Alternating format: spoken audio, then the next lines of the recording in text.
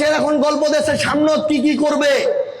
ওই নেতারা তোমরা যে রাজনৈতিক দলের হও না কেন, যদি বিবেক বোধ থাকে এটা জিজ্ঞাসা করেন। এতদিন তো বয়স হইল, এক একজনকার বয়স 40, 50, 60, এতদিনে কি কইছেন এটা একটু কহ আগত। মিস হাদিস তোমার ছোঁয়া এইটে আইস কয়ে যাচ্ছ। বিগত 3 মাসে আমরা এই আটোয়ারি উপজেলার টানে কি কইছি।